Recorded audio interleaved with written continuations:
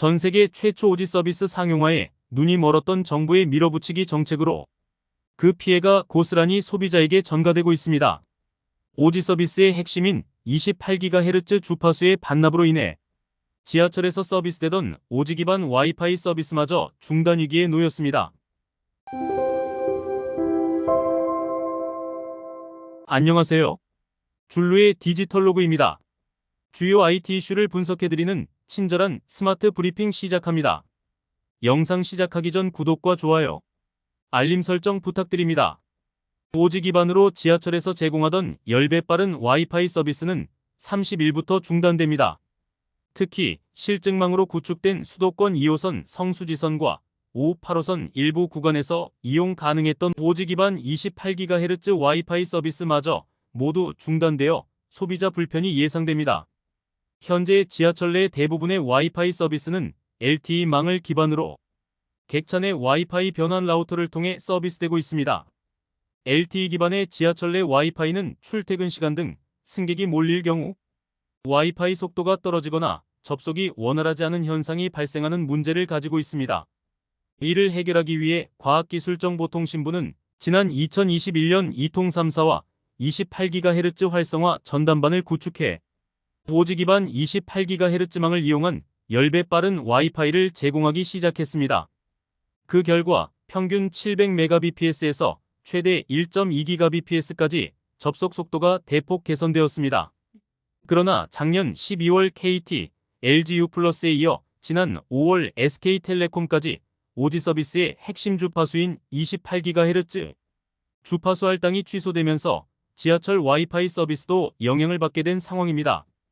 과기정통부는 이통 3사가 기존에 구축해둔 오지 기반 28GHz 기지국을 이달 30일까지 서비스를 진행하도록 한시적 연장 조치를 취했고, 연장 기한이 만료되면 오지 28GHz 주파수를 이용할 수 없게 될 것이라고 이동통신 3사가 밝혔습니다. 이미 구축된 설비를 활용하는 방안을 논의 중이긴 하지만 아직 정해진 게 없는 상황으로 향후 방향성은 정부 방침에 따라 협의할 예정이라고 합니다. 일부 구간이긴 하지만 실증 사업으로 진행된 오지 기반 28GHz 와이파이 서비스의 최종 중단을 통해 본 국내 오지 이동통신은 그야말로 소비자 기만적 행위입니다. 전 세계 최초 오지 상용화를 성공했지만 앞으로 제대로 된 오지 서비스는 기대하기 어렵기 때문입니다.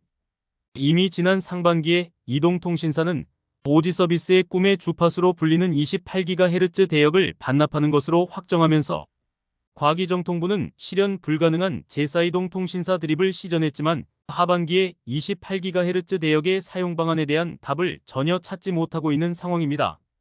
자신들의 정책 실패를 방어하고자 실증 사업으로 벌인 지하철 내 오지 기반 와이파이 서비스를 6개월가량 연장했지만 이제는 연장 기한마저 도래하는 상황에 이통사는 더 이상 28기가 주파수의 운영에 난색을 표하고 있는 상황으로 정부의 오지 서비스 정책은 이제 반쪽 서비스로 굳혀질 전망입니다. 결국 정부의 부실한 정책, 그리고 이윤만 생각하는 이통사의 서비스 부실 운영이 교집합으로 맞아떨어지면서 그 피해는 고스란히 소비자가 떠안게 되었습니다.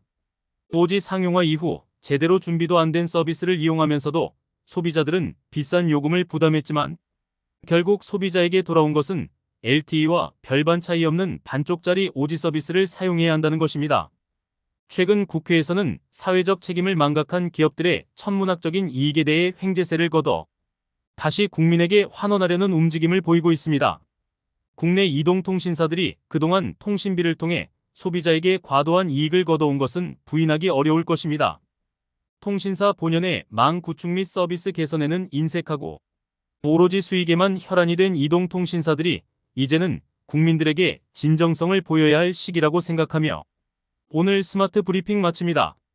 구독과 좋아요 부탁드립니다. 친절하고 스마트한 브리핑으로 다시 만나요.